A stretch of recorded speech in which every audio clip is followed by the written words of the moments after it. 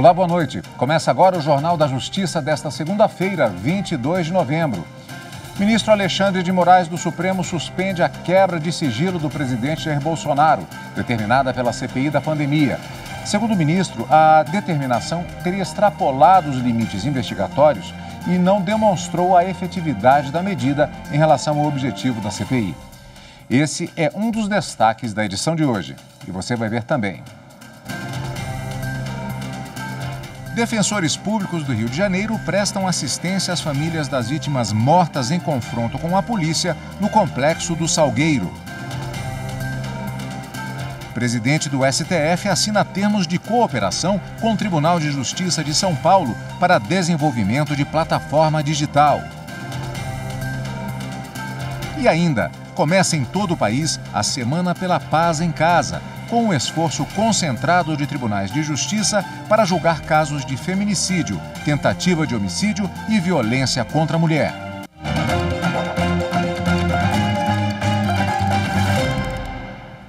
O ministro Alexandre de Moraes, do Supremo Tribunal Federal, atendeu o pedido do presidente Jair Bolsonaro e suspendeu os efeitos do ato da CPI da pandemia, que havia determinado a transferência do sigilo de dados telemáticos à PGR e ao STF, bem como a suspensão de contas em redes sociais. De acordo com o ministro, a determinação extrapolou os limites investigatórios da comissão, pois não houve fundamentação para demonstrar a efetividade da medida em relação ao objetivo da CPI, que já havia encerrado a investigação, inclusive com o relatório final. Para o ministro Alexandre de Moraes, se a PGR tiver interesse em obter as informações que foram objeto do requerimento da CPI, ela dispõe de medidas processuais adequadas para isso. A Defensoria Pública do Rio de Janeiro foi ao Complexo do Salgueiro, em São Gonçalo, para levantar informações sobre o confronto entre policiais e moradores que terminou na morte de pelo menos 8 pessoas da comunidade.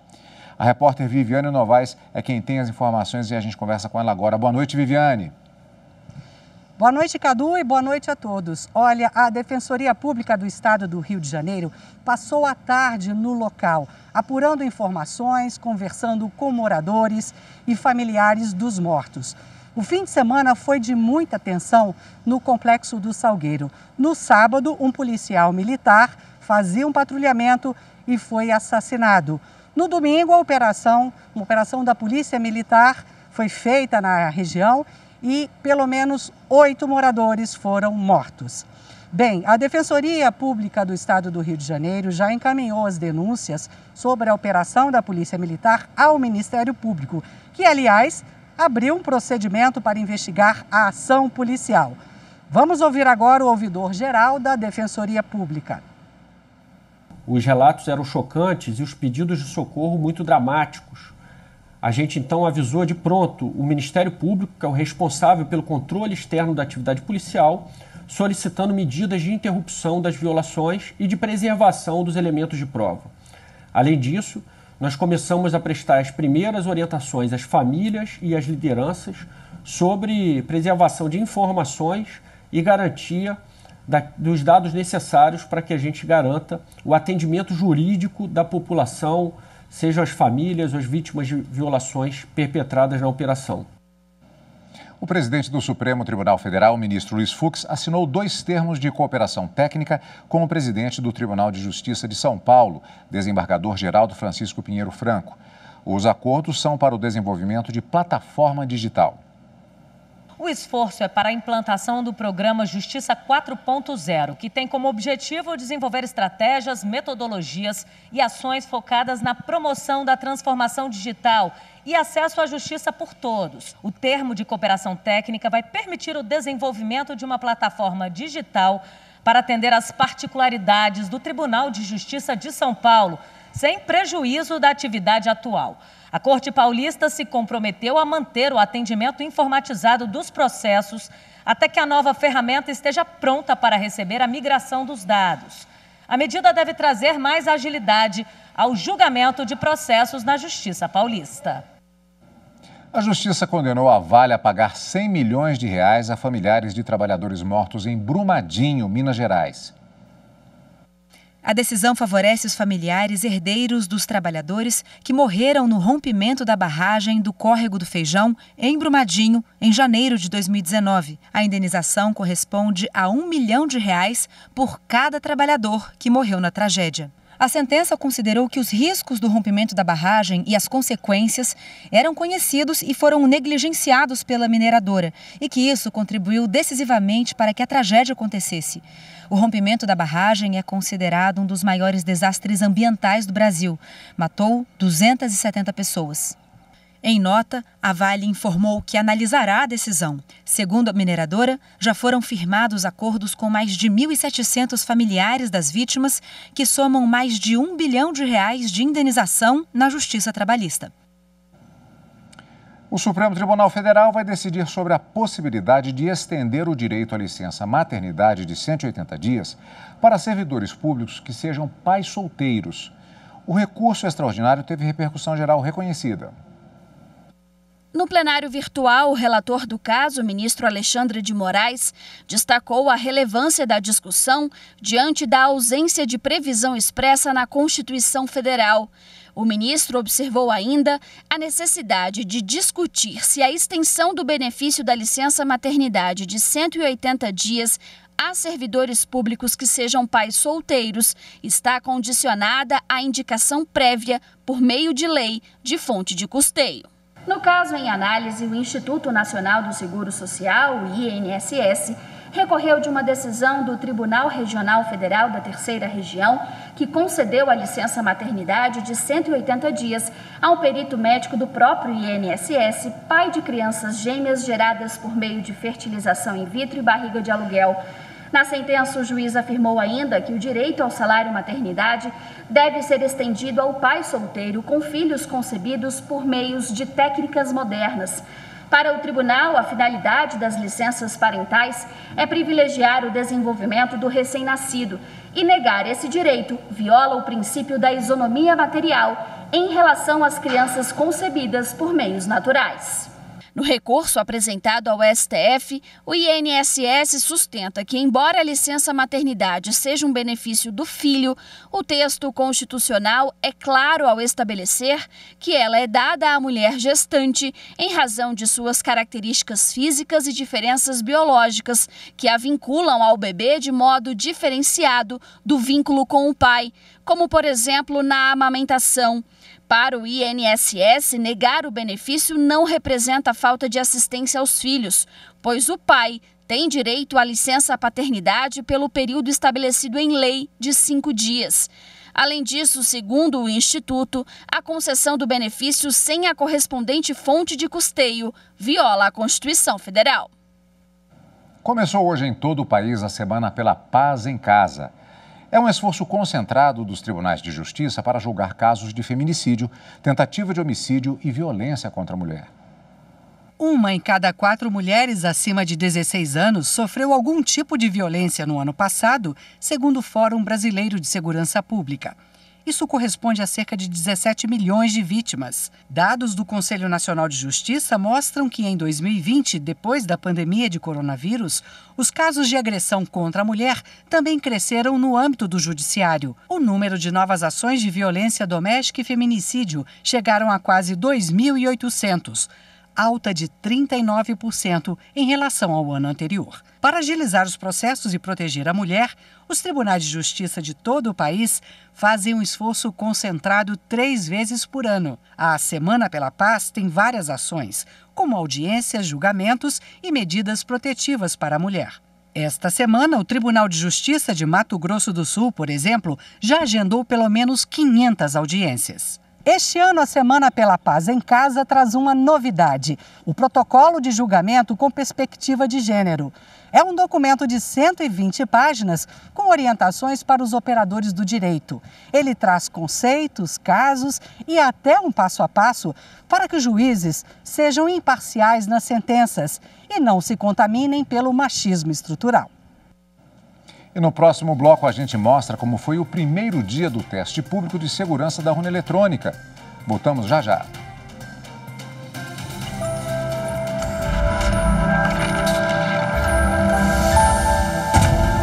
A Constituição é responsável por garantir direitos fundamentais historicamente conquistados pela sociedade, inclusive impedindo que tais direitos sejam abolidos por maiorias ocasionalmente formadas.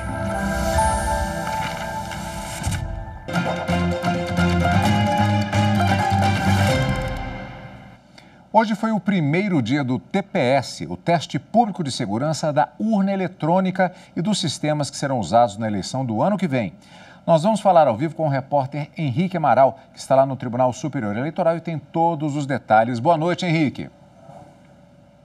Boa noite, Cadu. Boa noite a todos. Bom, a edição de 2021 do Teste Público de Segurança do Sistema Eletrônico de Votação, a 6ª edição, teve recorde de participantes. Foram 39 pré-inscritos e agora 26 pessoas, individualmente ou em grupo, colocam em prática 29 planos de ataque. Até o fim da semana, investigadoras e investigadores tentam encontrar alguma fragilidade na urna eletrônica e no sistema eletrônico de votação. As possíveis fragilidades encontradas são apontadas para técnicos da Justiça Eleitoral. A Justiça Eleitoral faz melhorias nesses pontos e em maio do ano que vem, as investigadoras e investigadores voltam ao TSE para testar as melhorias feitas no sistema. O teste público de segurança do sistema eletrônico de votação é parte integrante do processo eleitoral, sendo feito sempre antes de cada eleição. A ideia é que cada votação tenha um sistema ainda mais seguro e confiável.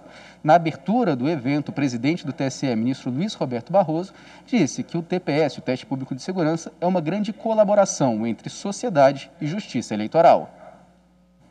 É isso que é o Teste Público de Segurança. É nós procurarmos aprimorar os sistemas mediante ataques de pessoas físicas, instituições, hackers do bem, que queiram tentar vulnerar as diferentes camadas de proteção do sistema. É uma parceria com a sociedade, não é um confronto, porque essas pessoas estão nos ajudando a melhorar o sistema. O Conselho Superior da Justiça do Trabalho realizou seminário virtual para apresentar a nova versão do processo judicial eletrônico. O webinário PJE 2.7 mostrou a magistrados e servidores as novas funcionalidades do sistema. A versão 2.7 do processo judicial eletrônico conta com quase 1000 alterações. O novo PJE traz melhorias no sistema de depoimento de testemunhas por videoconferências. O painel dos advogados ganhou novas ferramentas e ficou mais intuitivo. A gestão de gabinetes e secretarias também foi aperfeiçoada.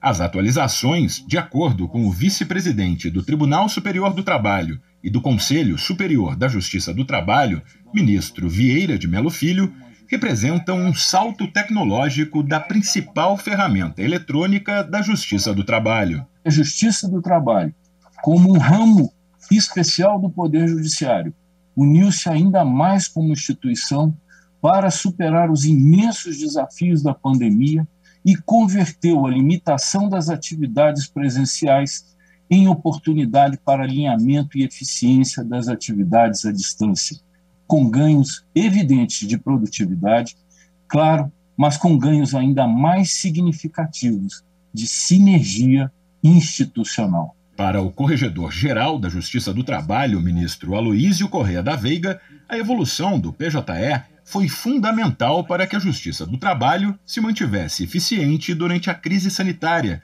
causada pela pandemia da Covid-19. E tirar de uma circunstância tão inesperada a possibilidade de acelerarmos a incorporação de instrumentos tecnológicos ao processo de trabalho.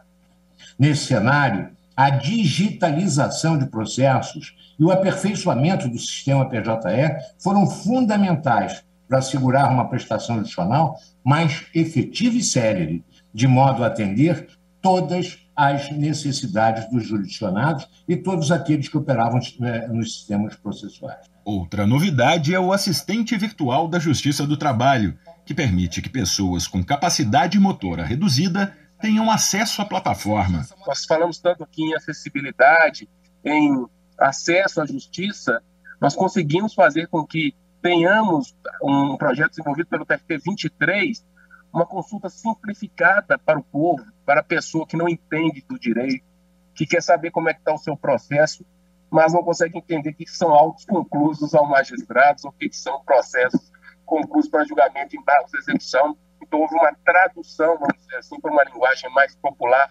A apresentação contou com a participação de representantes dos tribunais regionais do trabalho de todo o Brasil. A condução dos trabalhos foi feita pelo juiz Luiz Evaristo Osório Barbosa, integrante do Grupo Nacional de Negócios do PJE. O presidente do Colégio de Presidentes e Corregedores de Tribunais Regionais do Trabalho, desembargador Leonardo Trajano, destacou mais algumas mudanças que vão facilitar a utilização do sistema. Esse novo sistema atrai diversas melhorias, dentre as quais o aprimoramento do tempo de assinatura dos documentos, a unificação dos componentes de interface gráfica, o aperfeiçoamento da geração do PDF completo de processos. O PJE é uma obra inacabada e sempre contará com a integral adesão de todos os tribunais regionais do trabalho, trabalhando de forma conjunta com o Tribunal Superior do Trabalho e com o Conselho Superior da Justiça do Trabalho. Com o apoio do Superior Tribunal de Justiça, o Instituto de Estudos Jurídicos Aplicados promoveu um seminário para debater a cooperação entre o STJ e a sociedade. O evento, realizado em formato híbrido, foi uma oportunidade para entender os anseios da sociedade em relação ao trabalho do Poder Judiciário.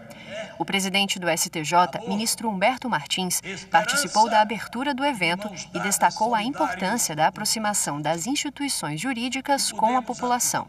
Todas as parcerias com as instituições democráticas e jurídicas são essenciais ao fortalecimento da democracia. O Judiciário trabalha incansavelmente na distribuição da justiça, mas com a função maior de valorizar o homem, de trabalhar em prol da cidadania, de mãos dadas com os poderes da República. Um legislativo que legisle, um executivo que administre, um judiciário que julgue, com autonomia, com independência, mas sem perder a harmonia em que cada poder exerça a competência constitucional. Os debates foram divididos em 3 painéis que trataram das relações entre o Superior Tribunal de Justiça e o Poder Legislativo, o STJ e a Saúde, e também a adesão de órgãos do Judiciário a ferramentas digitais, a chamada Justiça 4.0. A presidente do Instituto de Estudos Jurídicos Aplicados destacou que a pacificação social e o avanço e também aprimoramento das instituições públicas têm início em discussões como estas. O tribunal, ele fica atento às dinâmicas sociais, ele fica inserido, mergulhado nas novas dinâmicas sociais e, portanto, ele consegue melhor contribuir.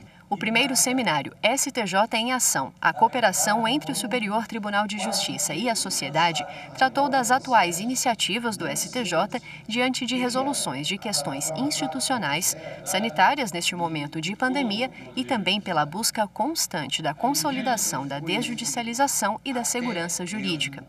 O advogado-geral da União falou sobre a excelência no serviço prestado pelas instituições, em especial pelo Tribunal da Cidadania. O Poder Judiciário, especialmente esse tribunal, o Superior Tribunal de Justiça, o Tribunal da Cidadania, há muito vem se aproximando da população, entregando um trabalho célere, um trabalho transparente, sempre buscando a pacificação social, e essa é a missão, esse também é o intuito do nosso querido presidente Humberto Martins. Os ministros do STJ, Paulo de Tarso Sanseverino, Vilas Boas Cueva, Sérgio Cuquina, Moura Ribeiro e o ministro aposentado Néfio Cordeiro participaram dos debates, além do presidente do Superior Tribunal Militar, do advogado-geral da União, do governador do Distrito Federal e representantes da Ordem dos Advogados Públicos do Brasil e do setor bancário. A íntegra do evento está disponível no canal do STJ no YouTube. Veja a seguir, Ministério Público apura denúncia de transfobia em Universidade do Acre. Voltamos em instantes.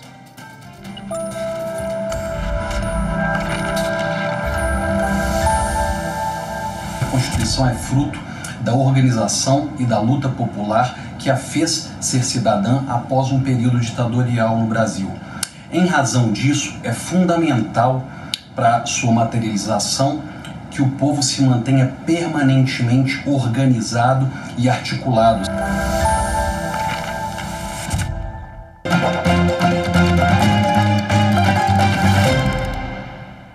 Ministério Público Federal apura uma denúncia de transfobia na Universidade Federal do Acre. Um aluno teve o processo de colação de grau dificultado em razão do uso de nome social. O procedimento instaurado pelo Ministério Público Federal pede que a Universidade Federal do Acre explique em 10 dias as razões para a não aceitação do nome do uso social de um aluno do curso de Medicina Veterinária no processo de colação de grau e formatura. A Procuradoria Regional dos Direitos do Cidadão enviou ofício à universidade requisitando ainda cópias do procedimento administrativo de colação de grau do candidato e da normatização que teria fundamentado as decisões dos responsáveis pelo andamento do processo. E se há outros casos de pessoas trans na mesma situação. Após a análise das informações, o MPF irá avaliar as medidas cabíveis para a solução deste caso e prevenção de outros no futuro. A Arena Pantanal, em Cuiabá, Mato Grosso, agora conta com o juizado especial do torcedor e grandes eventos e a delegacia do torcedor. A instalação vai garantir mais segurança aos frequentadores. A Arena Pantanal, em Cuiabá, foi projetada para ser multiuso. Ela já foi palco de shows, partidas de futebol e de tantos outros eventos. Inclusive, 4 jogos da Copa do Mundo de Futebol de 2014 foram realizados aqui, neste campo. E com tantos eventos esportivos e culturais foram inaugurados aqui na Arena Pantanal o Juizado Especial do Torcedor e Grandes Eventos, instalado em Mato Grosso em 2014, e a Delegacia do Torcedor. As inaugurações contaram com a presença de diversas autoridades e ocorreram pouco antes da partida entre Cuiabá, o time da casa, e o Internacional. O jogo foi realizado pelo Brasileirão. É um lugar onde as pessoas podem vir assistir seu jogo com a sua família e, se tiver alguma situação, eles serão prontamente atendidos com excelência, com um ambiente que corresponda às necessidades tanto do público quanto dos jurisdicionados e também das autoridades que trabalham dentro desse ambiente. O Juizado Especial, que agora conta com espaço próprio, tem a competência de resolver questões cíveis, criminais e de infância e juventude, dentro de um raio de 5 quilômetros do local do evento. Nós fazemos as audiências em tempo real, chamamos os responsáveis e já resolvemos aqui mesmo, dentro do juizado, sem necessidade de que isso saia daqui. O atendimento da delegacia, que fica ao lado do JET, seguirá o calendário das partidas esportivas. Como a equipe da Polícia Civil sempre à disposição para que possa receber essa pessoa que venha, no caso, a ser vítima de algum tipo de delito. E aqui, ela já sendo ouvida, já lavra o seu boletim de ocorrência, já se procedimentaliza as providências seguintes a serem tomadas na esfera de polícia judiciária e posteriormente na esfera judicial. O nome é curioso, tombamento, mas não tem nada a ver com derrubar ou demolir. Este é um recurso para proteger bens de relevância histórica e cultural. Em Belo Horizonte, um dos símbolos da cidade está prestes a concluir esse processo para ser protegido de maneira especial. Belo Horizonte, década de 50.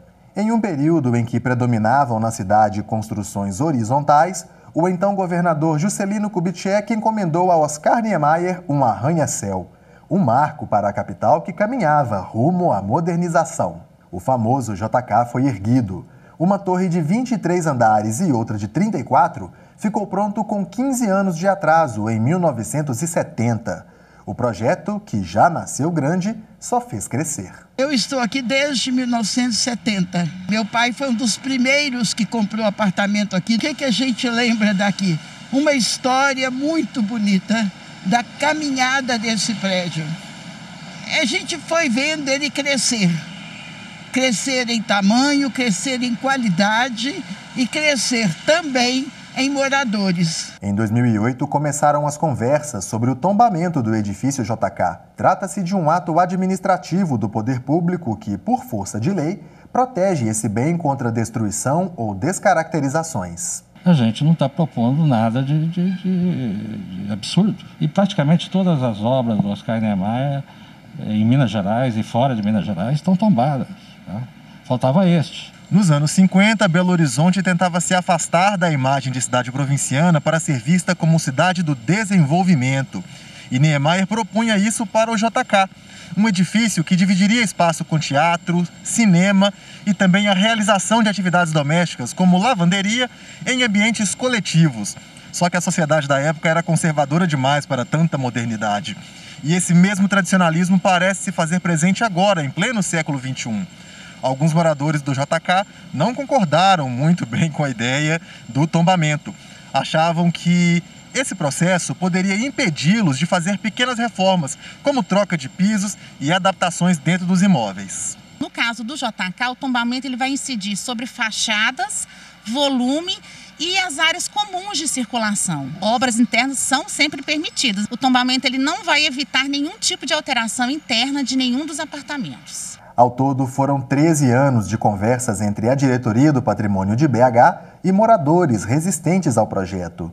Foi durante esse processo que eles descobriram algumas das vantagens do tombamento. Os principais elementos que identificam o JK como um bem importante para a cidade, estando preservados, automaticamente eles já têm a isenção de IPTU. Com o tombamento também abrem várias possibilidades de financiamento de obras de recuperação.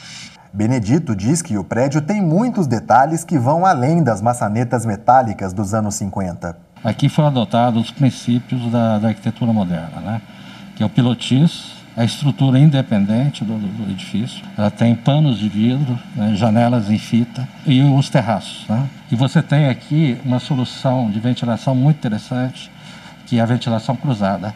O ar entra por aqui e sai por lá. Você não precisa de ar-condicionado aqui. O processo que vai garantir a proteção deste símbolo da cidade segue em andamento. Atualmente está sendo elaborado o dossiê que descreve o valor cultural da construção e as diretrizes do que vai precisar de intervenção. Tudo em nome da preservação deste patrimônio. Porque a gente entende que o dossiê de tombamento tem que ser uma construção coletiva, porque a proteção não é só para nós que trabalhamos com patrimônio, mas é para a cidade toda e para aquelas pessoas que moram lá. Então, assim que a gente terminar de descrever o levantamento arquitetônico, o histórico, a gente vai partir para uma próxima etapa com os moradores, que é discutir o que pode ou não ser alterado no conjunto. O Jornal da Justiça fica por aqui. Obrigado pela companhia, uma boa noite para você e até amanhã.